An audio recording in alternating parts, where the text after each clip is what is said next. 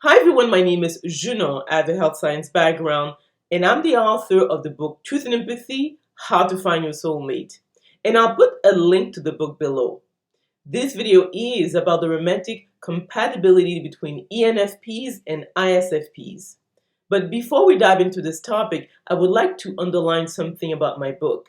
It is written from a health science point of view, so we'll be looking at the anatomy, physiology, neurotransmitters, hormones, and so forth of the 16 MBTI personality types. And then you can identify your own so that you can better determine the best match for you when it comes to a long-term romantic partner. So obviously I do advocate that like attract like. So in other words, you want a person with the same brain type as yourself or something similar.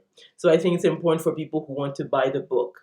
Let's go back to the topic at hand, the romantic compatibility between ENFPs and ISFPs. So what do they have in common? Obviously, they're both feelers, which means that they are right brain dominant and they tend to be empathetic. So these are people who are going to be warm, they're going to be affectionate, and also they're the type of people who tend to fare well in terms of their romantic relationships and relationships in general. So they will appreciate that about each other. The other aspect also is that they're both perceivers. So these are people who will need leeway when it comes to their schedule. So they like to have flexibility. They like the unexpected. So they feel energized by what is unusual. So that type of people who are adaptable. So they will like that about each other.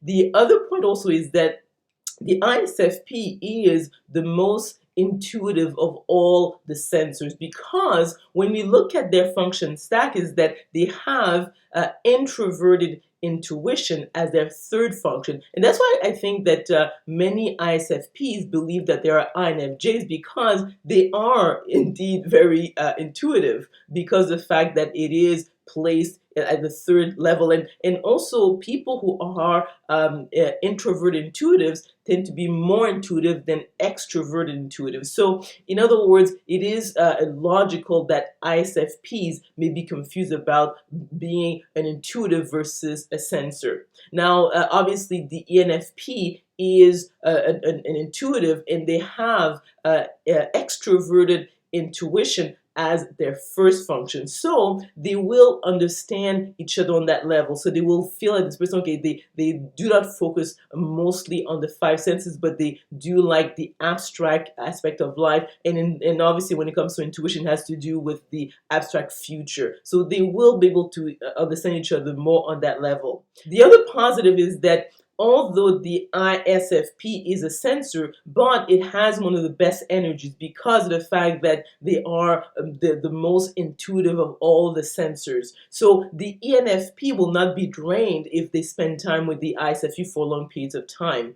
And the ISFP is also sensitive to energy because it is a feeler and also very intuitive. So in other words, the ISFP will need time alone to recharge, and the ENFP, although officially an intuitive, but as I said in many of my other videos, intuitives, because they have one of the best energies of all the 16 personality types, they will behave more like introverts. So the ISFP and the ENFP will probably both need time on their own to recharge, so they will give each other this opportunity.